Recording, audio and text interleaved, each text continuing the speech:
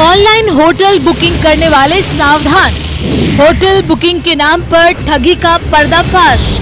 Jaisalmer police ने की बड़ी कार्रवाई, बुकिंग वेबसाइट से हटवाई 173 फर्जी प्रॉपर्टी।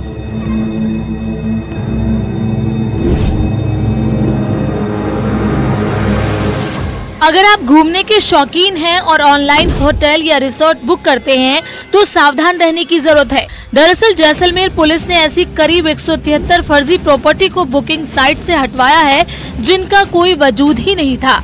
जानकारी की माने तो जैसलमेर और सम समेत कई जगहों पर ठगी करने वाले लोग बुकिंग साइट पर पर्यटन स्थल की फर्जी फोटो डालकर सैलानियों से पैसे हड़प रहे थे, जिसकी शिकायतें लंबे वक्त से पुलिस को मिल रही थी। फेक वेबसाइट की समस्या जो कि एक्चुअल में फिजिकली एग्जिस्ट नहीं करती है। इस समस्या के मद्देनजर कलेक्टर साहब के द्वारा मीटिंग ली गई, पर्यटन विभाग को निर्देश दिए गए और जो फेक वेबसाइट्स थी उनको आइडेंटिफाई करके उनके खिलाफ एक एफआईआर दर्ज की गई। आरोप है कि ये ठगी मेक माई ट्रिप, अगोड़ा और booking.com जैसी प्रतिष्ठित वेबसाइट पर चल रही थी। ठग इसमें होटल की लोकेशन और फोटो दिखाते, कई बार कस्टमर फुल पेमेंट भी कर देते, लेकिन बुकिंग के बाद जब मौके पर पहुंचते तो या तो जैसलमेर की किसी सड़क का चौराहा निकलता या कोई खाली जगह। Some camp and resort welfare society की शिकायत पर पुलिस ने प्रतिष्ठित वेबसाइट को भी नोटिस भेजा है। फर्जी रिसोर्ट जो अंकित थे वेबसाइट के ऊपर, उनके ऊपर कार्रवाई की है, वो बहुत सराहनीय है और इस सराहनीय कदम के ऊपर जैसलमेर के पर्यटन जो हम व्यवसायी है वो धन्यवाद देते हैं हमारे पुलिस अधीक्षक महोदय को, क्योंकि आने वाले समय में जब जैसलमेर जब यहाँ के जब पर्यटक आएगा तो उनको सही जानकारी मिल पाएगी और वेबसाइट पे सही अंकित चीज होगी तो उनको कहीं भी छल कपट नहीं होगा और जैसलमेर का नाम खराब नहीं होगा। तो मैं धन्यवाद देता हूँ माननीय पुलिस अधीक्षक महोदय को और जिला प्रशासन को। जैसलमेर एसपी के मुताबिक डेजर्ट में कई रिसोर्ट बने हैं, लेकिन कुछ आपराधिक तत्वों के द्वारा बुकिंग वेबसाइट पर कुछ एडिटिंग कर फर्जी रिसोर्ट जोड़कर पर्यटकों को गुमराह किया जा रहा था।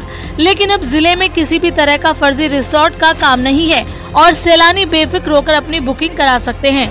साथ ही पर्यटकों की सहायता और सुविधा के लिए कंट्रोल रूम का व्हाट्सएप नंबर भी जारी किया गया है, जहाँ फर्जीवाड़ा और परेशान करने वालों की शिकायत की जा सकती है। आज जिला प्रशासन ने 173 रिसोर्ट्स पे सम में एसपी साहब ने जो कार्रवाई की है उसके लिए सम वेलफेयर सोसाइटी के लिए प्रशासन को बहुत बहुत धन्यवाद। और आगामी अभी सीजन आ रही है न्यू ईयर्स के लिए, उसके अंदर जितने भी फ्रॉड रिसोर्ट्स थे वो प्रशासन ने हटा दिए हैं। अब जो भी टूरिस्ट है वो ऑनलाइन पोर्टल पे जाके बुकिंग कर सकता है और जैसलमेर और सम सैंड ड्यून्स टूरिस्टों के लिए तैयार खड़ा है। जिला पुलिस द्वारा ऐसे तत्वों के खिलाफ जीरो टॉलरेंस के तहत कार्रवाई की जा रही है, जो पर्यटकों को फर्जी प्रॉपर्टी दिखाकर उन्हें ठगने का काम कर रहे थे। पर्यटन विभाग जैसलमेर और थाना सम पुलिस द्वारा धरातल पर रिजॉर्ट का भौतिक सत्यापन किया जा रहा है। जैसलमेर से न्यूज़ 18 राजस्थान के लिए सावलदान रत्नू की रिपोर्ट।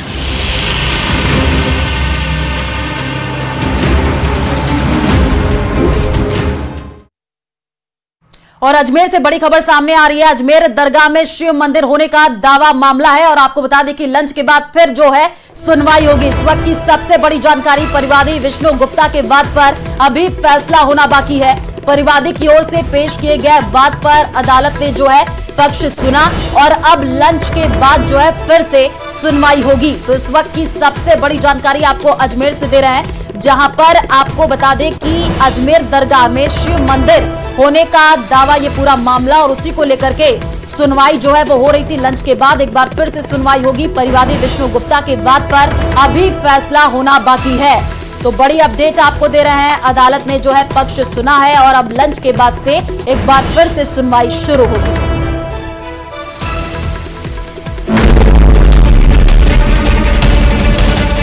मेरा ये सवाल है सरकार से और प्रशासन से, के अंदर कानून को लागू करना चाहते हैं क्या?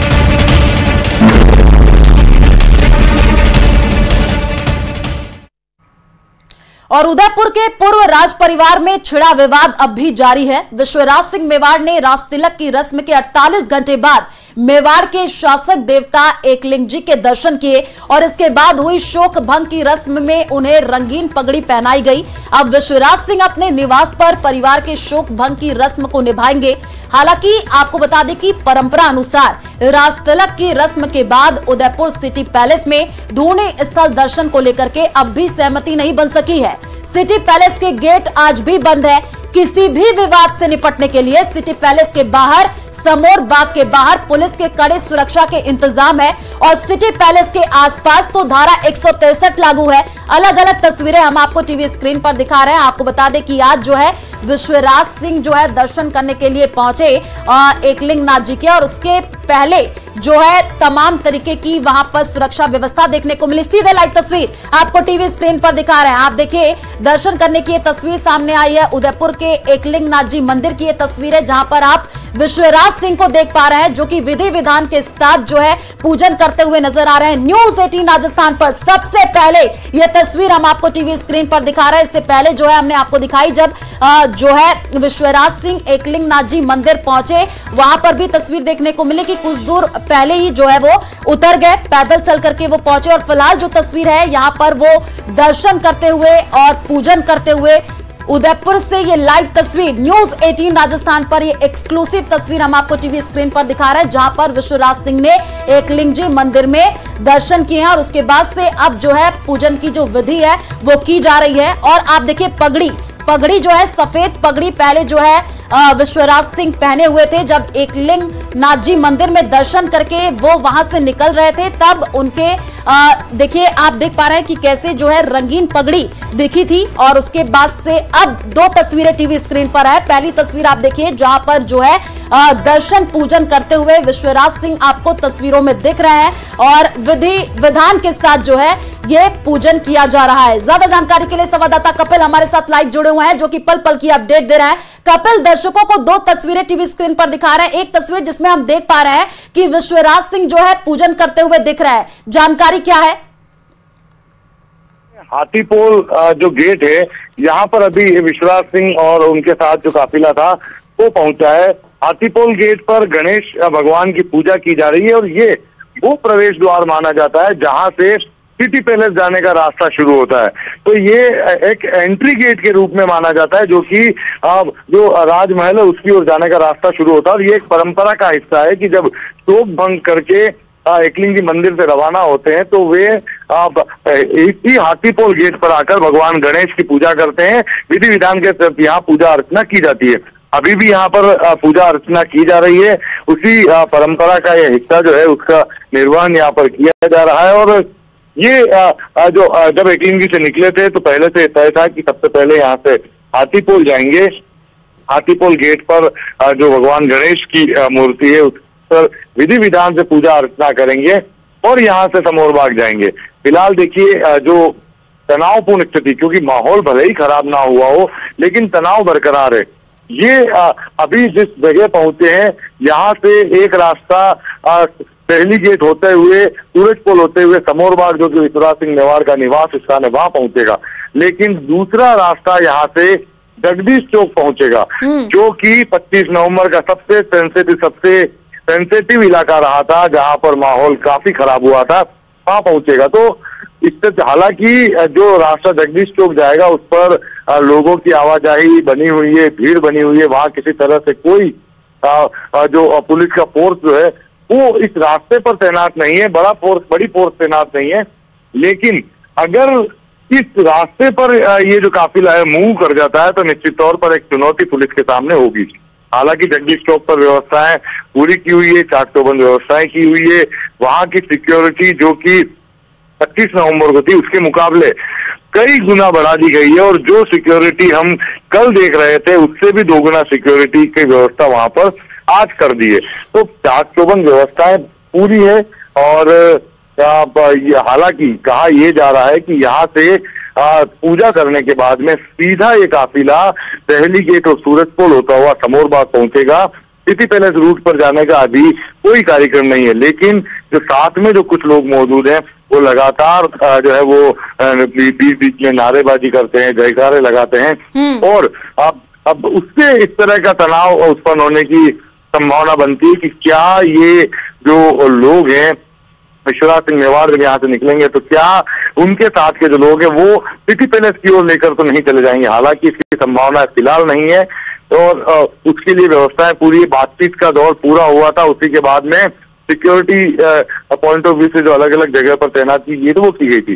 दूसरा, क्योंकि जगदीश चौक, यहाँ से जो रास्ता सिटी पैलेस की ओर जाता है, जगदीश चौक की ओर जाता है, उस रास्ते पर आगे जाकर धारा 144 लागू है, तो ऐसे में समूह में वहां जाना कानूनी रूप से संभव नहीं है। ऐसे में भी ये माना जा रहा है कि कानून का उल्लंघन जो है वो शायद ये लोग ना करें और ये यहाँ से रवाना होकर सीधा यहाँ से रवाना हो और सीधा समोर बाग जाए। देखिए पूजा जो है वो हो चुकी है और यहाँ से वे बाहर आ रहे हैं। आप देखिए कि जो विश्वराज सिंह मेवाड़ है वो यहाँ से बाहर निकल रहे हैं, फिर से अपनी गाड़ी में वो बैठते हुए देखे जा रहे हैं, अपनी गाड़ी में बैठ रहे हैं और यहाँ से अब ये काफिला जो है आगे की ओर बढ़ेगा, आगे रवाना होगा और आगे ये समोर बाग की ओर प्रस्थान करेगा। देखिए गाड़ी में बैठ चुके हैं। बिल्कुल कपिल, लगातार हम तस्वीरें अपने दर्शकों को दिखा रहे हैं। न्यूज़ 18 राजस्थान पर ये एक्सक्लूसिव तस्वीर है। आप देखिए विश्वराज सिंह जो कि अपनी गाड़ी में बैठते हुए पूजन की विधि जो है वो समाप्त हो चुकी है और यहां से जो है वो रवाना होते हुए और समोर बाग जाएंगे। ये हमारे संवाददाता कपिल जो है फिलहाल अपडेट दे रहा है। कपिल, एक और जानकारी दीजिएगा, क्योंकि जैसे कि आप बता रहे कि जगदीश चौक बीच में पड़ेगा, यानी जहां पर 25 तारीख को माहौल खराब करने की कोशिश की गई, यानी कि पुलिस के सामने अभी भी चुनौती बनी हुई है। देखिए क्योंकि भीड़ जमा हुई है, एक बार फिर सब एक साथ काफिले में निकले हैं, तो ऐसे में चुनौती इसलिए बनी हुई है क्योंकि किसी तरह से कानून व्यवस्था बिगड़नी नहीं चाहिए। उसको लेकर जो है पुलिस और प्रशासन जो है लगातार प्रयास कर रहा है और फिलहाल जो है आप देखिए ये जो काफिला है ये बढ़ता हुआ आप काफिला जो है दिखाते हुए बढ़ते हुए आप देख पा रहे हैं कि ये काफिला अब यहाँ से जो काफिला है समोर बाग की ओर टर्न करके आगे की ओर बढ़ रहा है। समोर बाग की ओर जो काफिला है वो इस समय यहाँ पर बढ़ता हुआ देख पा रहे हैं आप। इस समय जो काफिला वो विश्वराज सिंह अपनी कार में बैठ गए क्योंकि कई तरह की संभावनाएं जो है वो पनपती जा रही थी कि क्या इस जगह से जो कि रास्ता सिटी पैलेस की तरफ जाता है क्या इसे और कूच कर जाएंगे या फिर आगे और क्या संभावनाएं रहेगी। उन सारी संभावनाओं के बीच अब जो ये काफिला है ये यहाँ से टर्न करता हुआ नजर आया और टर्न करता हुआ अब ये काफिला समोर बाग की ओर आगे बढ़ रहा है, समोर बाग की ओर जा रहा है, जहाँ जो है वो पिछले जो राव उमराव की जो शोक रस्म की जो परंपरा है पूरी होगी। तो काफिला रवाना हो चुका है और अब समोर बाग पहुंचने की जो सिलसिला है वो शुरू होगा। हम अब यहाँ से आगे इस काफिले में मूव करेंगे, इस काफिले में आगे जाएंगे और साथ साथ में समोर बाग तक पहुंचेंगे जहाँ पर जो राव उमराव और जो जागीरदार जो दूसरे हैं उनके शोक भंग की जो रस्म है वो विश्वराज सिंह मेवाड़ द्वारा जो है वो पूरी की जाएगी और उस रस्म की भी हम कोशिश करेंगे तस्वीरें दिखाने की कि वहाँ किस तरह से जो परंपरा है उनका निर्वहन वहां पर किया जाता है। बिल्कुल कपिल, लगातार आप तस्वीरें दिखा रहे हैं। न्यूज़ 18 राजस्थान पर ये एक्सक्लूसिव तस्वीर दिखा रहे हैं जब देखिए विश्वराज सिंह यहाँ पर पूजन करते हुए नजर आए और आपको बता दें कि आज जो है एकलिंग नाथ जी के दर्शन विश्वराज सिंह ने कर लिया और उसके बाद से अब उनका काफिला समोर बाग के तरफ आगे बढ़ता हुआ। संवाददाता कपिल जो कि पल पल की अपडेट हमें दे रहा है। कपिल, आप लगातार जो है हमें जानकारी दे रहे हैं और न्यूज़ 18 राजस्थान की टीम भी जो है काफिले के साथ पल पल की जानकारी दे रही है। कपिल, क्योंकि अभी जो है हमने देखा था 25 तारीख को जो तस्वीर सामने आई थी, धूनी दर्शन को लेकर के ये पूरा बवाल जो है मचता हुआ दिखा, ये मामला तूल पकड़ता हुआ दिखा। अभी भी क्या धूनी दर्शन पर जो है संशय बरकरार है? कोई बयान आया है, किसी ने कुछ कहा है कि क्या अभी विश्वराज सिंह धूनी दर्शन करेंगे या नहीं करेंगे? देखिए फिलहाल जो रूट लिया गया है उससे ये स्पष्ट है कि फिलहाल इस तरह की कोई मंशा जो है वो नजर नहीं आती। हाँ। तो पहले भी कहा गया था कि प्रशासन ने जो आदेश दिया है जगह को कुर्क करके दर्शन करवाने का, रिसीवर नियुक्त करने का, यदि उसको लेकर कोई कदम बढ़ाया जाता है और उन तक दर्शन प्रशासन द्वारा करवाए जाते हैं तो वे निश्चित तौर पर करने के लिए पहुंचेंगे। लेकिन आज उसकी कोई संभावनाएं नहीं है क्योंकि सिटी पैलेस प्रबंधन के पास में आज शाम को 5 बजे तक का समय है जो नोटिस जिला प्रशासन द्वारा दिया गया था उसका जवाब देने का। सिटी पैलेस प्रबंधन वो जवाब देगा। उसके बाद में जो जिला प्रशासन है वो उस नोटिस से संतुष्ट हुआ या नहीं हुआ, इसकी जानकारी दी जाएगी। जो इसकी जो जानकारी है वो दी जाएगी बाद में इनको सिटी पैलेस प्रबंधन को। और सिटी पैलेस प्रबंधन जो है उसी के आधार पर जो जानकारियां दी जाएगी, उसी के आधार पर अब जो प्रशासन उनके जवाब। ठीक है कपिल, आप इस पूरे खबर पर नजर बना करके रखिए। जैसे ये काफिला पहुंचेगा उसके बाद से हम आपसे अपडेट लेंगे, आगे क्या रस्म होती है, कौन कौन सी परंपरा होती है, उसके बारे में भी आपसे अपडेट लेते रहेंगे। फिलहाल शुक्रिया तमाम जानकारी साझा करने के लिए। और चलिए रुक करते हैं अगली खबर की ओर। सवाई माधोपुर जिला मुख्यालय स्थित बाजार में पॉल्यूशन कंट्रोल बोर्ड की टीम के जरिए आज पॉलिथीन को लेकर के अभियान चलाया गया, जहां टीम ने बाजार में कार्रवाई करते हुए 20 किलो के लगभग दुकानदारों से पॉलिथीन जब्त की है और जुर्माना भी वसूला गया है। चेतावनी के बावजूद दुकानदारों द्वारा पॉलिथीन का उपयोग किया जा रहा है। हालांकि पॉलिथीन के स्थान पर कपड़े आदि का कैरी बैग इस्तेमाल करने की हिदायत जो है वो दी गई थी। तो सवाई माधोपुर से आपको ये बड़ी जानकारी दे रहा है, जहां पर पॉलिथीन का इस्तेमाल और उसके बाद चेतावनी के बाद भी आप देखिए पॉलिथीन का इस्तेमाल किया गया, अब जो है कार्रवाई होती हुई दिखी है। दिव्य और भव्य के साथ ही इस बार सुरक्षित महाकुंभ आयोजित कराने की योगी सरकार तैयारी कर रही है। इस बार मेले को 0 फायर इंसिडेंट घोषित किया गया है और इस बार महाकुंभ में पहली बार फायर रोबोट्स को आग पर काबू पाने के लिए मैदान में उतारा गया है। महाकुंभ मेले में आग लगने की घटनाएं ना हो, इसको लेकर के कई तरह के एहतियाती कदम भी उठाए जा रहे हैं। इसी पर देखिए ये स्पेशल रिपोर्ट।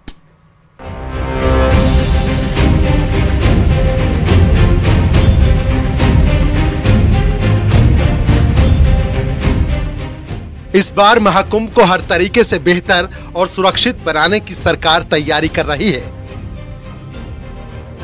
इसी कड़ी में इस बार कुंभ को फायर फ्री घोषित किया गया है, यानी आगजनी जैसी घटनाओं को रोकने के लिए अत्याधुनिक उपकरणों से लैस फायर ब्रिगेड की तैनाती कुंभ मेले में की जाएगी। पहली बार महाकुंभ में आग रोबोट बुझाएंगे। इसके लिए फायर रोबोट्स के साथ 80 फायर क्विक रिस्पांस व्हीकल लगाई जाएंगी। अब की बार 0 फायर का कॉन्सेप्ट लेके हम चल रहे हैं, तो प्रिवेंशन पे हमने बहुत ध्यान दिया अब की बार कि क्या क्या प्रिकॉशन सबको लेना चाहिए, सबको जागरूक किया जा रहा है। साथ ही साथ हर टेंट का इलेक्ट्रिक वायरिंग भी चेक कराया जा रहा है और जहां फायर इमरजेंसी हो जाता है वहां के लिए उससे निपटने के लिए नई टेक्नोलॉजी हम ले आए हैं, जिसमें आपने देखा फायर फाइटिंग रोबोट्स भी है, फिर आपका ATV व्हीकल्स भी है, फायर बोट्स भी है, वाटर कर्टन्स भी है, तो बहुत सारे नए इनोवेशन हम लेके चल रहे हैं अब। इसके अलावा लोगों को आग लगने की वजहों के प्रति जहां जागरूक किया जा रहा है, वहीं हर टेंट के इलेक्ट्रिक वायर भी चेक किए जाएंगे ताकि शॉर्ट सर्किट से किसी तरह के आग लगने की घटना ना हो। इसके बावजूद अगर कहीं पर आग लगने की घटना होती है तो उस चुनौती से निपटने के लिए भी फायर डिपार्टमेंट पूरी तरह तैयार है। सभी को जागरूक ऑलरेडी किया गया है, हमारे मैन पावर लगी हुई है, डेली टेंट्स की ऑडिट होगी। अब की बार हमने कहा है कि एवरी डे पर डे होगा ऑडिट, जो टेंट्स में कि क्या क्या चीज़ें फायर रिस्क कॉज करते हैं उसके हिसाब से ऑडिट किया जाएगा। और जो हमने FQR भी इंट्रोड्यूस किया है, फायर क्विक रेस्पॉन्स व्हीकल, और हमारे वाटर बाइक्स जो आए हैं अब की बार, फायर बाइक्स जो आए हैं जिसमें वाटर मिस्ट का टेक्नोलॉजी हम यूज़ कर रहे हैं, जिससे हमारी फायर फाइटिंग क्षमता बढ़ गया है। मेले में आग बुझाने वाले रोबोट के साथ साथ ऊंचाई से आग बुझाने वाले उपकरण आर्टिक्यूलेटेड वाटर टावर भी मंगाया गया है। आग लगने पर ऐसी जगहों पर जहां फायर कर्मी नहीं जा पाते हैं या फिर उनके जाने पर झुलसने का खतरा रहता है, उन जगहों पर फायर फाइटिंग रोबोट के जरिए इस बार आग बुझाई जाएगी। मेला क्षेत्र के परेड मैदान में फायर फाइटर्स ने इसका प्रदर्शन किया। हमारी जो टीम्स हैं उनकी जो ट्रेनिंग है वो भी स्पेशली अब की बार कराई गई है, जिसको कि हमारा एक ग्रुप है जिसको STRG का नाम दिया जा रहा है, स्पेशली ट्रेंड रेस्क्यू ग्रुप। उनको NDRF से, SDRF से और अन्य जो एजेंसीज हैं वहाँ से भी ट्रेन कराया गया है। और हैदराबाद नीसा जो एक इंटरनेशनल लेवल का जो ट्रेनिंग सेंटर है वहाँ भी उनकी ट्रेनिंग कराई गई है, जो कि हर डायमेंशन पे अब की बार काम करेंगे, किसी भी आपदा के दौरान अपना बेस्ट देंगे। इस बार पूरे मेला क्षेत्र में 50 फायर स्टेशन बनाए जा रहे हैं, 20 फायर पोस्ट बनाई जा रही हैं। महाकुंभ के दौरान 24 घंटे फायर फाइटर बाइक से घूमते रहेंगे। अधिकारियों के मुताबिक महाकुंभ के दौरान फायर कर्मी अपना सर्वश्रेष्ठ प्रदर्शन करेंगे। किसी भी घटना के होने पर उनकी टीम क्विक रिस्पांस करेगी ताकि मेले की सुरक्षा में कोई चूक ना हो। इस बार महाकुंभ में 2200 से ज्यादा फायर कर्मियों की ड्यूटी लगाई गई है। बहुत भव्य दिव्य व्यवस्थित तरीके से चल रही है। कल माननीय मुख्यमंत्री जी का आगमन है, 13 तारीख को माननीय प्रधानमंत्री जी का संभावित आगमन है। तो प्रयास यही है कि गुणवत्तापूर्ण ढंग से समय से संपूर्ण कार्य पूरे हो जाएं और तैयारियों को देख करके संतुष्टि लग रही है।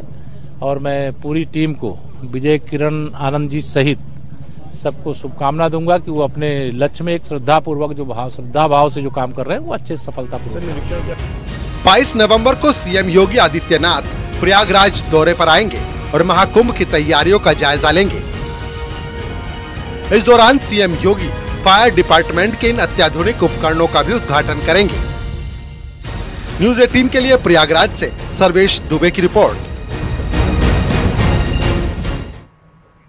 और अब खबर श्री गंगानगर से है, जहां गंग कैनाल में पंजाब से बहकर आ रहे मृत पशुओं के शवों को स्थानीय किसानों के जरिए कालूवाला हेड पहुंचकर जो है बाहर निकाला गया। और आपको बता दें कि पिछले 2 दिनों से पंजाब से गंग कैनाल में गाय, भैंस, सुअर, बकरी आदि पशुओं के शव जो है बह करके आ रहे हैं, जिसमें आम लोगों में अब खासा नाराजगी देखने को मिल रही है। स्थानीय लोगों ने प्रशासन को सूचना दी, लेकिन जब प्रशासन की तरफ से कोई कार्रवाई नहीं हुई तो लोगों में आक्रोश देखने को मिल रहा है।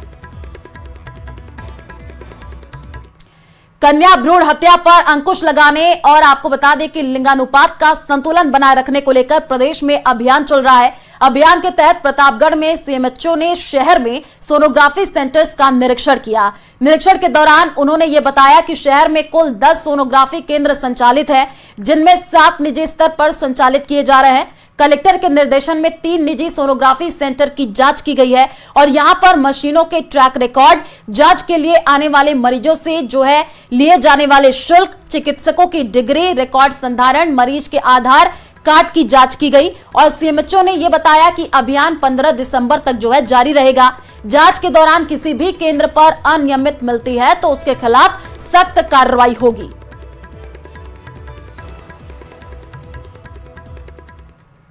अनुसार कलेक्टर मैडम के महोदय के आदेश अनुसार हम लोग सभी सोनोग्राफी सेंटर चेक कर रहे हैं और ये सरकार के विशेष निरीक्षण अभियान है जो 18/11 से लगा करके 15/12/24 तक हम लोग करेंगे इसको। और हम सोनोग्राफी का एक पूर्ण रूप से रिकॉर्ड चेक कर रहे हैं कि सोनोग्राफी के अंदर आने वाले जो प्रेग्नेंट लेडी होती है या जो भी होगा उनके आधार कार्ड वगैरह लिए जा रहे हैं, नहीं लिए जा रहे हैं और उनसे क्या पैसा लिया जा रहा है, ये सब कुछ हम देख। डूंगरपुर में सोलर लिफ्ट सिंचाई परियोजना को लेकर टीएडी विभाग की बड़ी लापरवाही जो है अनदेखी सामने आई है और जनजाति क्षेत्रीय विकास विभाग की स्वच्छ परियोजना के तहत सरकार ने सांसरपुर में किसानों के खेतों तक सिंचाई का पानी पहुंचाने के लिए 47,82,000 की लागत वाली बेड़ा सोलर लिफ्ट सिंचाई परियोजना स्वीकृत की थी। वहीं इसके साथ ही 42 लाख की लागत वाली धामन सोलर लिफ्ट सिंचाई परियोजना स्वीकृत की थी, लेकिन विभागीय अधिकारियों की अनदेखी और लापरवाही के चलते 2 साल बाद भी सोलर लिफ्ट परियोजना का काम जो है वो पूरा नहीं होने से किसानों को इन योजनाओं का लाभ नहीं मिला। ठेकेदार परियोजना के तहत सोलर प्लेट्स तो लगा दी, लेकिन पाइपलाइन भी जो है नहीं बिछी है। 2022 में सैंक्शन थी, इसमें कार्यालय द्वारा ठेकेदार को कार्यादेश जारी किया गया। ठेकेदार द्वारा प्लेटें और ये पाइप सप्लाई वगैरह कर दी गई और पाइपलाइन का काम हम कई जगह नहीं कर पाए क्योंकि उसमें 10% राशि काश्तकारों द्वारा वहन की जानी थी, जो अभी तक उनके द्वारा की नहीं गई है। इस वजह से हमें कुछ पाइपलाइन नहीं कर पाए।